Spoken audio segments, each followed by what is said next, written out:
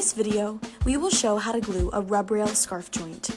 This is the same process used for joining shear clamps, in-wale and out-wale scarf joints. Start by identifying the corresponding surfaces to be joined together. Mix the epoxy resin and hardener, and then add Cellofil to create a jelly-like consistency.